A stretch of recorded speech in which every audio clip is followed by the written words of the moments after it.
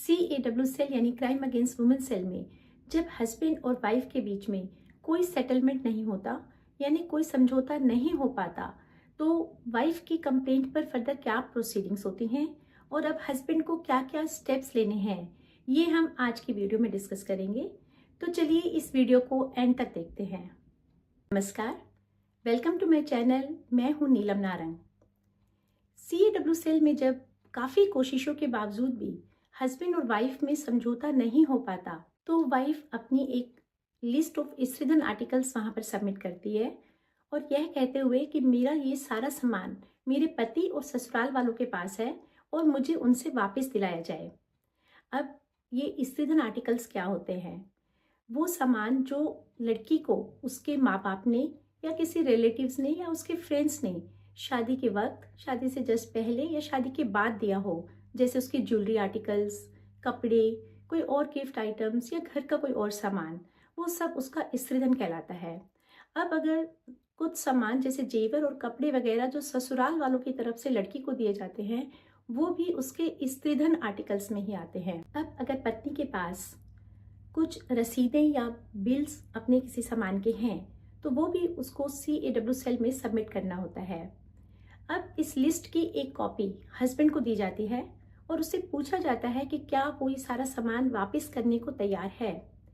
अगर तो हस्बैंड इस चीज़ के लिए तैयार हो जाता है कि ये सारे आर्टिकल्स वो वापस कर देगा, तो ये सारे आर्टिकल्स वहीं पर क्राइम अगेंस्ट वुमेन सेल में ही वापस कर दिए जाते हैं और उनकी एक लिस्ट तैयार होती है जिसमें हस्बैंड और वाइफ के सिग्नेचर्स किए जाते हैं। अब अगर हस्बैंड ये कहता है कि ये सारा सामान उसके पास नहीं है क्योंकि इसमें से बहुत सारा सामान उसकी वाइफ ऑलरेडी लेकर जा चुकी है, या फिर जो सामान लिस्ट में लिखा हुआ है वो सारा सामान शादी के वक्त नहीं दिया गया था और उसमें से वो कुछ ही आर्टिकल्स एडमिट करता है। अब पत्नी पर निर्भर करता है कि वो क्या अपनी एडमिटेड लिस्ट के हिसाब से सामान लेना चाहती है या वो मना कर देती है कि क्योंकि मेरा पूरा सामान नहीं दिया जा रहा तो मैं कोर्ट से या फिर पुलिस स्टेशन से सामान लूँगी।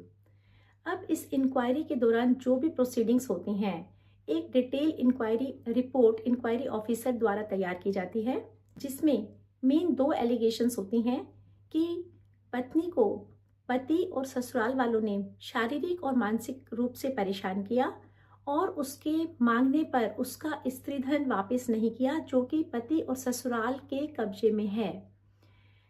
इसके बाद इस रिपोर्ट को कंसर्न पुलिस स्टेशन में भेज दिया जाता है, जहां पर FIR रजिस्टर हो जाती है। अब जैसे ही FIR रजिस्टर हुई तो क्या पति को पुलिस तुरंत गिरफ्तार कर लेगी? क्या पति को इमीडिएटली एंटीसिपेटरी बेल कराने की ज़रूरत है? ये हम आने वाली वीडियो में डिस्कस करेंगे। अगर आपको मेरी ये वीडियो पसंद आई हो और इन्फॉर्मेटिव लगी हो तो प्लीज़ इसे लाइक व शेयर करें और मेरे चैनल को सब्सक्राइब करें। अगर आपके मन में इस टॉपिक से रिलेटेड कोई प्रश्न है या कोई और कानूनी समस्या है तो आप मुझे कमेंट बॉक्स में लिख सकते हैं। अगर आप मुझे डायरेक्ट कॉन्टैक्ट करना चाहते हैं तो आप मुझे मेल कर सकते हैं, जिसकी डिटेल्स मैंने डिस्क्रिप्शन बॉक्स में दी हैं। तो जल्द ही मिलते हैं एक नई वीडियो के साथ। तब तक अपना और अपने परिवार का ध्यान रखें। धन्यवाद।